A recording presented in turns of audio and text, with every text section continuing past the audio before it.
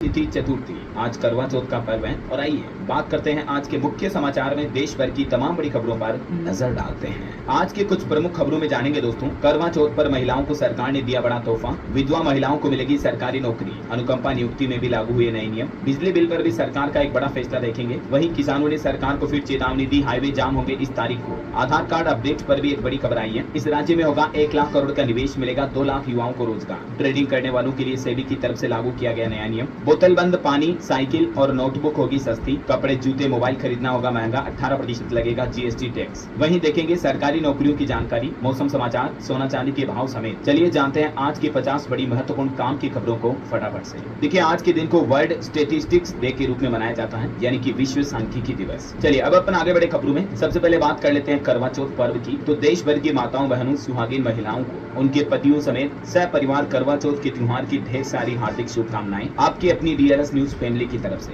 देखिए करवा चौथ की रौनक देश भर के बाजारों में देखी जा रही है। हाथों में मेहंदी लगवा रही विवाहिताएं सजने संवरने के साथ जमकर खरीदारी भी हो रही है। इस बार करवा चौथ पर मार्केट में कुल बिक्री 46% बढ़कर 22,000 करोड़ रुपए होने का अनुमान लगाया है कैट की तरफ से। करवा चौथ का व्रत सौभाग्यवती महिलाओं के लिए बहुत ही महत्वपूर्ण माना जाता है। ऐसी मान्यता है कि इस व्रत के बारे में भगवान श्री कृष्ण ने द्रौपदी को बताया था और भगवान शिव ने माता पार्वती को। हिंदी पंचांग के मुताबिक करवा चौथ का व्रत कार्तिक मास के कृष्ण पक्ष की चतुर्थी तिथि को मनाया जाता है। इस दिन मुख्यतः भगवान श्री गणेश, माता गौरी, चंद्रमा और भगवान शिव शंकर की पूजा की जाती है। महिलाएं अपने वैवाहिक जीवन में सुख शांति की कामना करती हैं और अपने पति की लंबी आयु की प्रार्थना करती हैं। इस बार करवा चौथ पर चांद निकलने का समय क्या रहेगा? तो इस बार जो चंद्रोदय का समय रहेगा शाम को 7:53 पर रहेगा, यानी लगभग देश के ज्यादातर शहरों में 7:30 पौने 8 बजे से लेकर 8:30 बजे तक चंद्र दर्शन हो जाएंगे। तो माताएं बहनें चांद के दर्शन करने के बाद अपने व्रत का पालन करेंगी। ये अलग अलग शहरों में चंद्र निकलने के समय की जानकारी भी आप देख सकते हैं। और वहीं करवा चौथ के पूजन की थाली में ये सामग्री होनी चाहिए। करवा चौथ पूजन की विधि भी आप स्क्रीन पर देख सकते हैं। करवा चौथ के दिन माताएं बहनें इन बातों का जरूर ध्यान रखें। व्रत के कुछ नियम और सावधानियां हैं जिनका आपको पालन करना चाहिए और घर में सुख शांति के लिए ये उपाय भी कर सकती हैं। और महिलाएं पति पत्नी में प्रेम बढ़ाने के लिए भी ये उपाय कर सकती हैं। इस बार करवा चौथ पर राहु काल और भद्रा का समय भी रहेगा। भद्रा सुबह रहेगा केवल 20 मिनट तक, सुबह 6:24 से 6:46 तक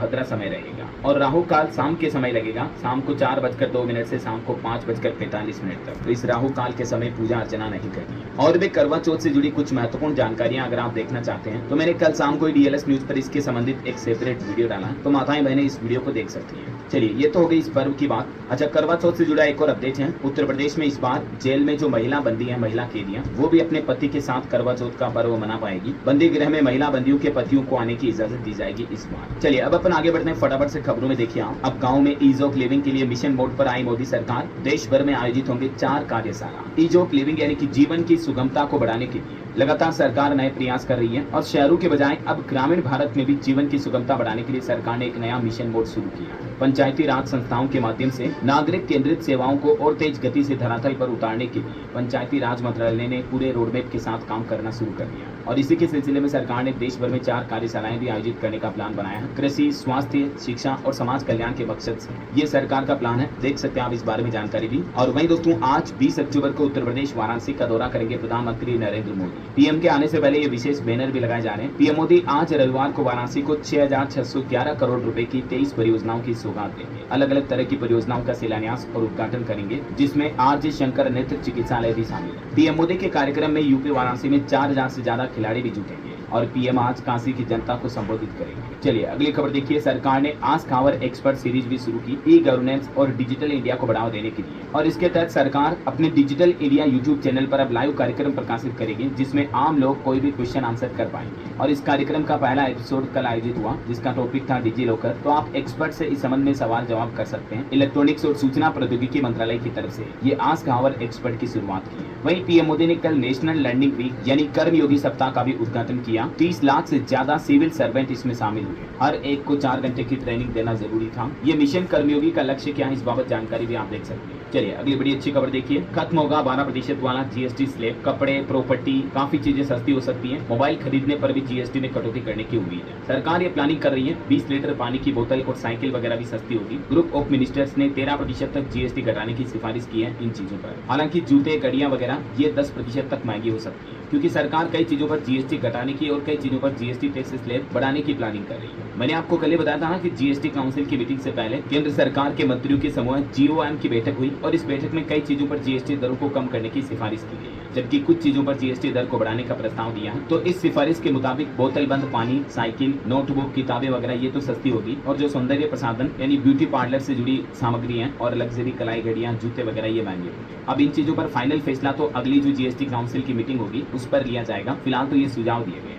इसके अलावा भी 5 लाख रुपए तक के हेल्थ इंश्योरेंस पर भी जीएसटी से छूट मिल सकती है आम आदमी को। अब इन सब चीजों पर अंतिम फैसला जीएसटी काउंसिल करेगी। ठीक है, तो अगली जीएसटी काउंसिलिंग की जो बैठक होगी उसके हाइलाइट्स मैं आपको बता दूंगा इसी चैनल डीएलएस न्यूज के माध्यम से। तभी तो मैं आपको कहता हूं दोस्तों कि अगर आप डीएलएस